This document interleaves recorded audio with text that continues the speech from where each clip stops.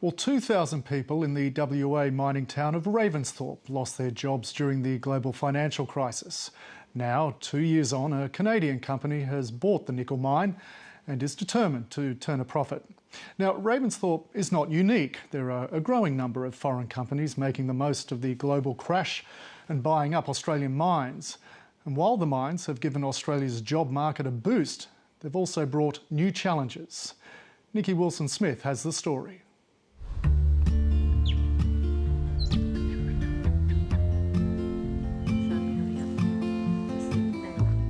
With its pristine forests and bountiful farming land, the sleepy little town of Ravensthorpe sits in one of the most untouched corners of Western Australia. 500 kilometres south of Perth, the town has been a small rural hub for hundreds of years. That was before the world's biggest miner came to town. We went in with stars in our eyes. We thought, this is fantastic, this is all going to happen. We're going to have big spending people here. The BHP Ravensthorpe nickel mine began production in 2008 and its owners promised a bright future. When BHP were here, it was pretty gung-ho. Lots of big money, people were buying boats and they were doing this. There was a huge feeling of money, of affluence around.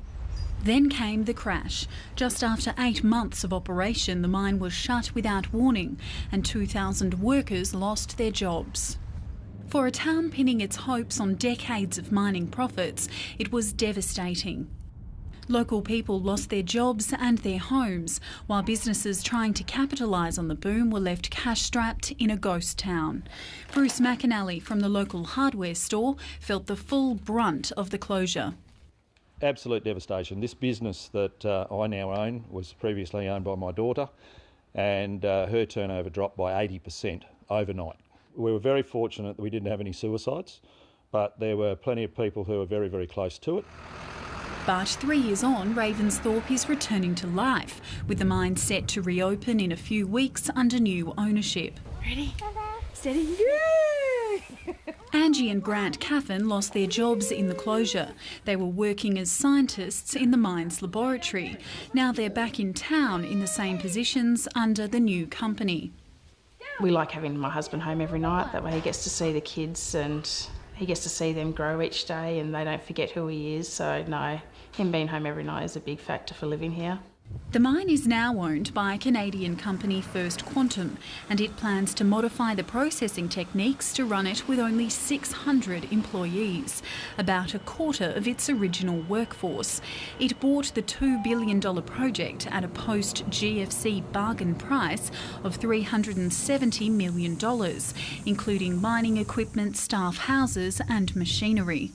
These things have been sitting around, but because of the financial conditions or because of perhaps some technical issue, they haven't gone ahead. But now smaller companies are coming in and saying, hey, we can make money. With our cost base, we can make money on these projects and let's do it. The mine's imminent reopening is bringing hope, and in Ravensthorpe, local businesses are banking on First Quantum's success.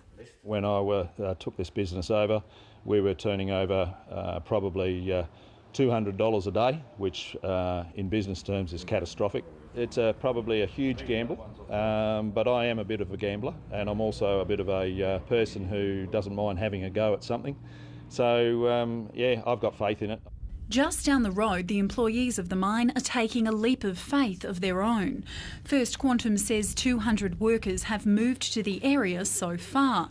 Jodie Dow and her partner Nick Webber both got jobs at the mine and are building a house in the region. So you still get to come home every night, so weekends off, fits with school, so we're on a residential roster, so yeah, suits us. But not everybody in the tiny town is smiling. With the boost in employment comes a raft of problems common in mining towns across Australia. Rentals have skyrocketed and it's just really sad because we lose core people and then we don't have the people to do the essential services.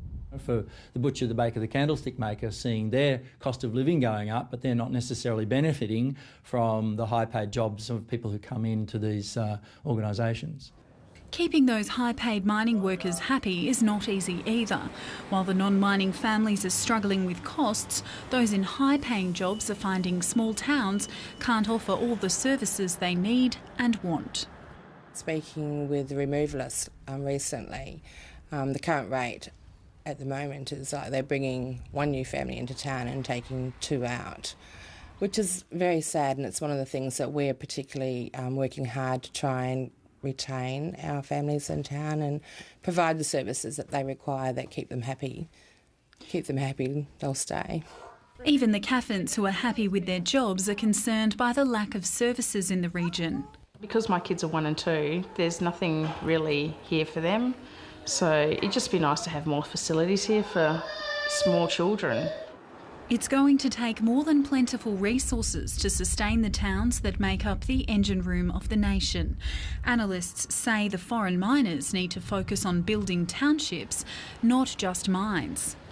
If you're taking a longer term view and saying, well, look, we've got a 50-year project here, it makes sense to create a community around that project and leave something at the end of the day.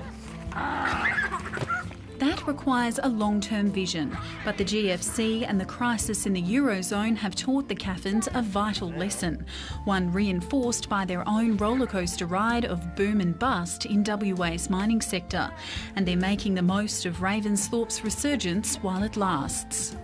For us, I suppose because we've been in the mining game for so long, it's mining. So, you know, you ride the wave while it's there and prepare for the crash when it comes along, but mining will always go up and down, and we're aware of that. It's always good to put savings away for the rainy days.